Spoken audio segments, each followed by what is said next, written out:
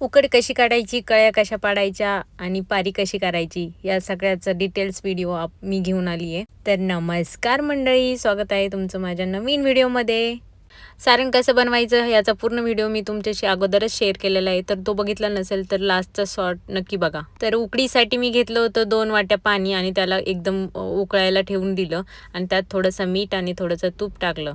पाणी पूर्ण उकळल्यानंतर त्यात 2 वाटी तांदळाचं पीठ टाकलं. नंतर त्यावर झाकण ठेवून 5 मिनिटासाठी ठेवून दिलं. नंतर सगळी उकड मी एका परातीत घेतली आणि स्मॅशरच्या साहाय्याने असं स्मॅश करून घेतलं आणि एकदम हाताने पण त्याला असं पूर्ण मळून घेतलं.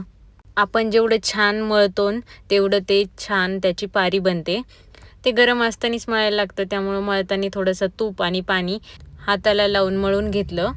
नंतर लगेच अशी गोल असा एक छोटासा उंडा घेतला आणि लगेच त्याची पारी बनवायला घेतली. तर अशा पद्धतीने मी हातानेच पारी बनवून घेतली आणि लगेच कळ्या पण पाडून घेतल्या. तर मी व्हिडिओत दाखवले तशा पद्धतीने कळ्या पाडून घ्यायच्या.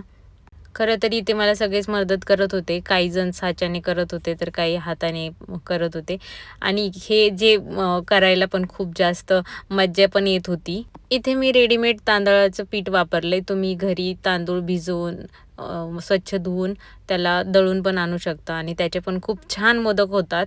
सर्व मोदक तयार झाल्यानंतर असे मी हळदीच्या पानावर सगळे मोदक ठेवले आणि हळदीच्या पानावर जेव्हा मोदक ठेवतो ना आपण आणि उकडतो, त्याच्यानंतर त्याचा जो स्मेल असतो ना, तो तर इतका छान असतो.